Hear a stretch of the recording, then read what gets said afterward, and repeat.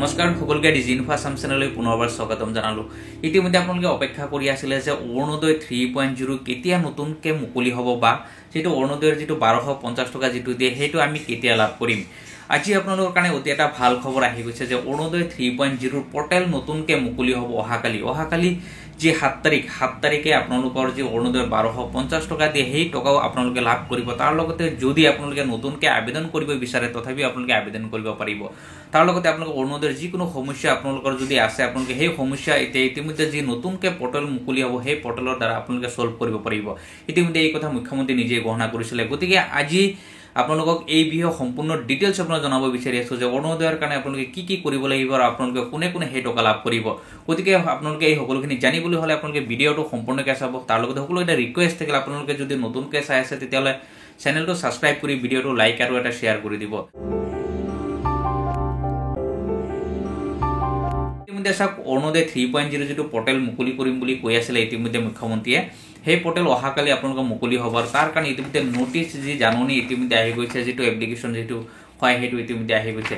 চাওক ইয়াৰ দ্বাৰা ইতিমধ্যে জনোৱা হৈছে যে অৰুণোদয় 3.0 কাৰণে প্ৰত্যেকজন মহিলাৰ কাৰণে মহিলা যাতে সবলীকৰণ হ'ব পাৰে সেই কাৰণে আনুষ্ঠানিকভাৱে অহাকালি 7 তাৰিখে মুখ্যমন্ত্ৰীয়ে এই অৰুণোদয় 3.0 পৰ্টেল মুকলি কৰিব।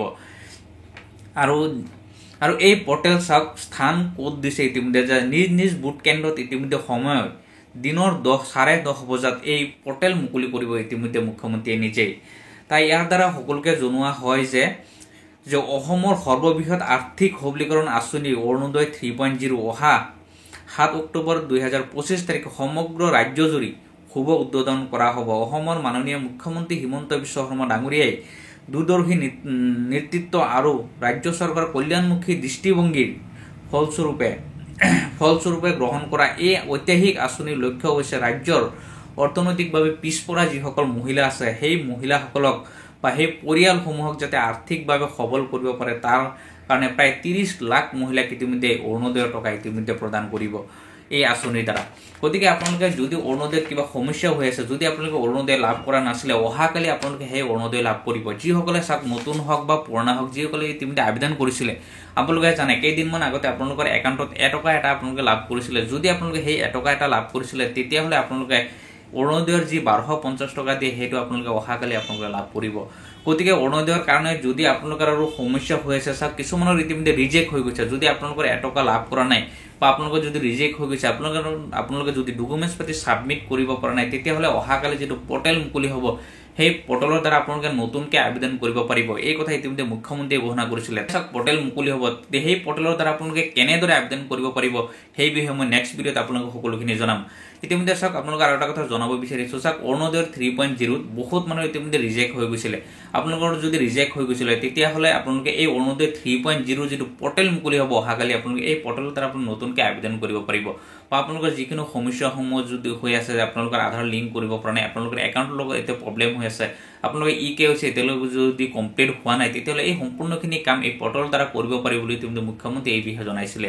চাওক ইতিমধ্যে যি পৰ্টেল নতুনকৈ মুকলি হ'ব এই পৰ্টেলৰ দ্বাৰা ইতিমধ্যে মুখ্যমন্ত্ৰীয়ে ঘোষণা কৰিছিলে যে আপোনালোকে যদি নতুনকৈ আবেদন কৰিব বিচাৰে তথাপি আপোনালোকে নতুনকৈ আবেদন কৰিব পাৰিব। বা আপোনালোকৰ যিকোনো সমস্যা হৈ আছে আপোনাৰ ৰিজেক্ট হৈ গৈছিলে আপোনালোকে টকা লাভ কৰা নাই তথাপি আপোনালোকে এই পৰ্টেলৰ দ্বাৰা আপোনালোকে আবেদন কৰিব পাৰিব।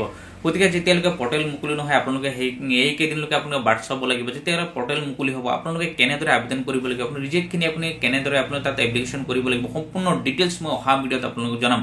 গতিকে আপোনালোকৰ যে অৰুণোদয় 1250 টকা যেটো প্ৰদান কৰিব সেই 1250 টকা লাভ কৰিবলৈ হয় আপোনালোকে এটা দিন আপোনালোকে বাট চাওক। যদি অহাকালি আপোনালোকৰ সেই টকাটো যদি আপোনালোকে লাভ নকৰে তেতিয়াহ'লে আপোনালোকে ভিডিঅ'ত আপুনি কমেণ্ট কৰিব যে আপোনালোকৰ কি প্ৰব্লেম হৈছে, আপোনালোকে কিয় টকা লাভ কৰা নাই। বাকী নেক্সট ভিডিঅ'ত মই সকলোখিনি সলিউশ্যন আপোনালোক দিম যে আপোনালোকে কেনেদৰে সলভ কৰিব পাৰিব যদি কিবা কাৰণে আপোনালোকৰ একাউণ্টত টকা লাভ নকৰে। কাৰণ ইতিমধ্যে চাওক মই আগতে আপোনালোকক কৈছিলোঁ যদি এটকা এটা আপোনালোকে প্ৰথমতে লাভ কৰিছিলে কেইদিনমান আগতে তেতিয়াহ'লে আপোনালোকে 100% যিসকল বেনিফিচিয়াৰী আছে সেইসকলে টকা লাভ কৰিব। যদি আপোনালোকে এটকাৰো লাভ কৰা নাছিলে তেতিয়াহ'লে হয়তো আপোনাৰ কিবা KYC বাকী আছে বা ডকুমেণ্টছৰ আপোনালোকৰ কিবা প্ৰব্লেম হৈ আছে।